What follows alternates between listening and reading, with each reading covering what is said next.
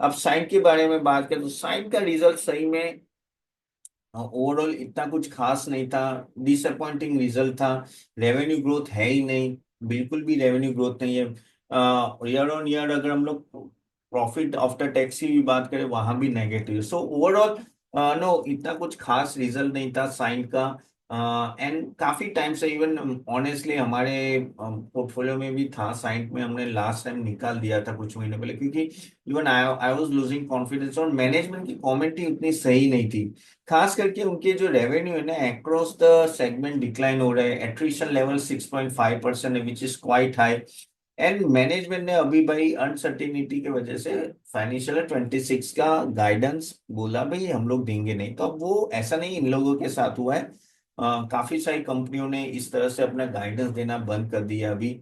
तो अभी जो नया सीईओ आया है अब वो ट्रांसफॉर्मेशन की बात कर रहे हैं, डाइवर्सिफिकेशन वो लोग ला रहे हैं, खास करके वो digital engineering, semiconductor manufacturing verticals में काफी हद तक वो लोग आना चाहते हैं। सो मार्जिन रिकवरी की भी बात करें लेकिन अभी तक हुआ नहीं। देखो साइंट एक ऐसी कंपनी, काफी लोग हुआ होपफुल थे हमेशा, लेकिन प्रॉब्लम वही हो रहा है ना कि इनका जो एक तो टैलेंट, कहते हैं ना कि मैनेजमेंट में थोड़ा चैलेंजेस है काफी हद तक। इवन में अगर मैं साइंट का अगर हम लोग रिटर्न भी देखें तो पिछले 3 साल से कुछ खास रिटर्न है, इस बार तो वो काफी हद तक 51% डाउन है ऑल टाइम हाई से। अच्छा खासा गिरा हुआ है ये स्टॉक। ओके, तो वैल्यूएशन आपको लगेगा कि भाई सस्ता ही है, तो हाँ भाई सस्ता ही है ना, क्योंकि उस तरह से परफॉर्म नहीं किया है।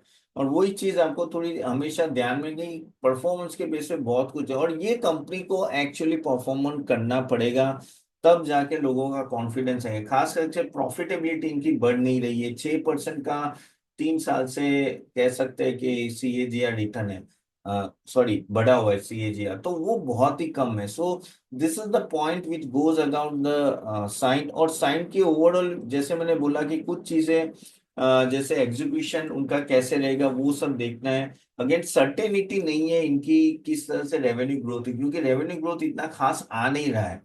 सो अनसर्टेनिटी रहती है तब जाके प्रॉब्लम हमेशा लगती है। मार्जिन टारगेट जो उनके वो भी कह सकते हैं कि जो उन्होंने टारगेट किए थे वो अचीव ही नहीं हो रहे।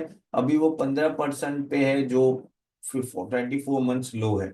ओके, डिविडेंड भी वो रिडक्शन कर रहे हैं तो in order to give a growth opportunities. लेकिन जैसे मैंने बोला साइट दिखता बहुत सस्ता है, लेकिन बिकॉज रेवेन्यू ग्रोथ और प्रॉफिट ग्रोथ नहीं आ रहा है, still one has to be careful, क्योंकि अगर ग्रोथ आएगा तब जाके आप इन्वेस्ट करोगे ना।